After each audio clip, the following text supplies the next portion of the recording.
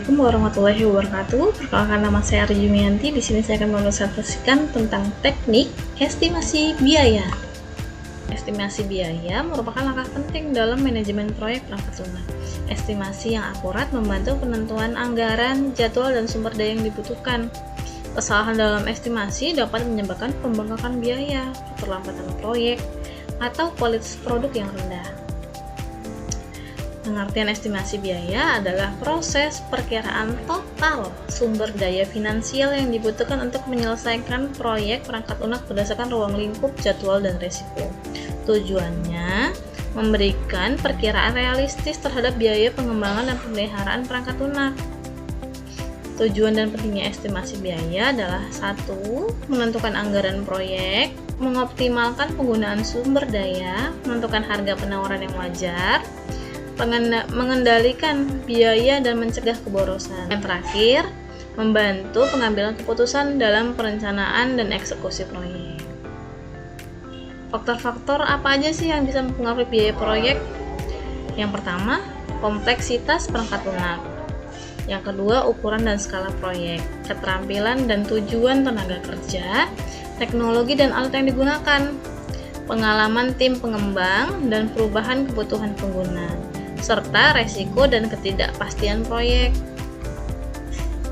Pendekatan estimasi biaya. Yang pertama ada top down, yaitu estimasi dilakukan berdasarkan pengalaman proyek serupa. Yang kedua, bottom up. Setiap komponen proyek diestimasi secara rinci lalu dijumlahkan. Yang ketiga, parametrik. Menggunakan model matematis seperti COCOMO berdasarkan data historis. Dan yang keempat yaitu analog, membandingkan dengan proyek sebelumnya yang memiliki karakteristik yang mirip. Model estimasi COCOMO atau Constructive Cost Model adalah model estimasi biaya perangkat lunak yang dikembangkan oleh Barry Boom. Rumus dasarnya adalah effort person months sama dengan A X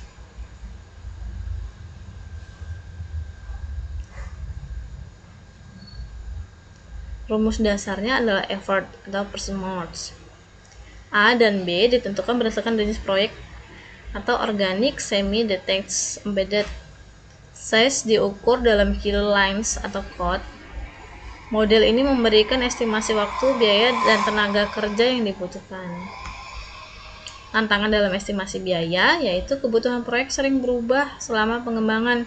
Itu adalah salah satu yang membuat kita harus memikirkan estimasi biaya agar tidak over budget ataupun sebaliknya kekurangan. Yang kedua, data historis tidak selalu tersedia atau relevan. Nah, data historis ini sebaiknya harusnya selalu tersedia dan relevan. Jadi ketika kita membuat estimasi biaya, itu datanya valid. Yang ketiga, estimasi awal cenderung terlalu optimistis. Yang keempat, kurangnya komunikasi antara manajer dan pengembang. Yang terakhir, resiko eksternal sulit yang diprediksi. Dan yang terakhir itu faktor risiko eksternal yang sulit diprediksi.